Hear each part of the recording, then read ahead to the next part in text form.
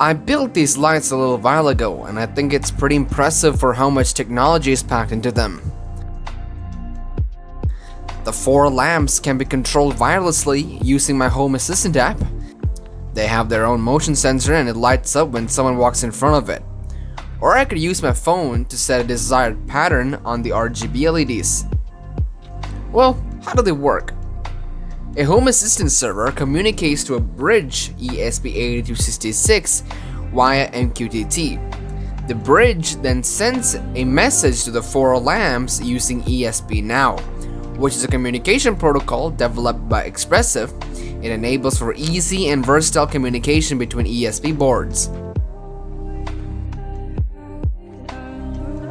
For this project, I'm going to be using 12-volt warm white strips and 12-volt addressable LED strips, and 4 PIR sensors and 4 5-volt relay modules.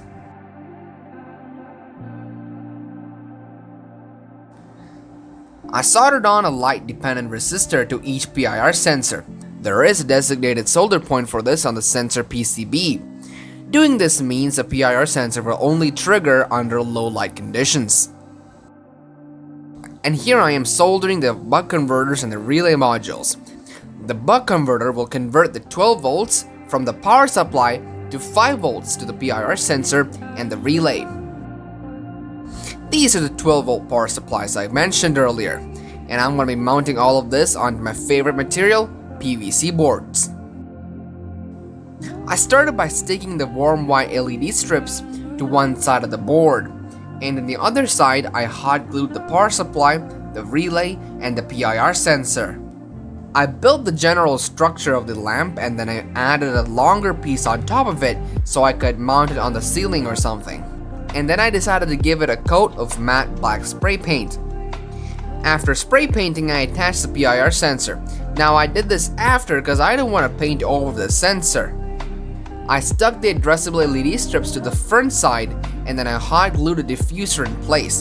The diffuser also serves the purpose of protecting the light from moisture and dust and such. And now it's time to work on the ESP-8266. I soldered a 3-volt regulator because the ESP-01 will get fried under 5 volts.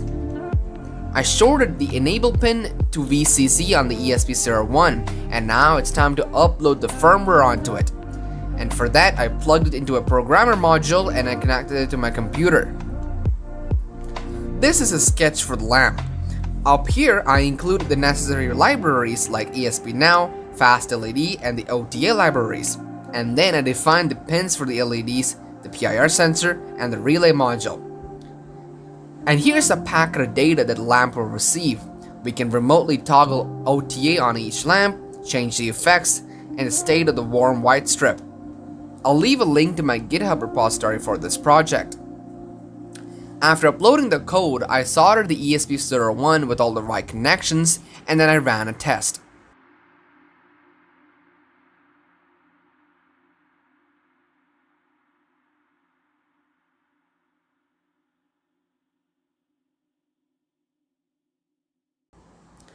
It's time to seal it all up with some crazy glue. Now I made sure to spend some time on this because I didn't want any gaps or holes where water or moisture can seep into it.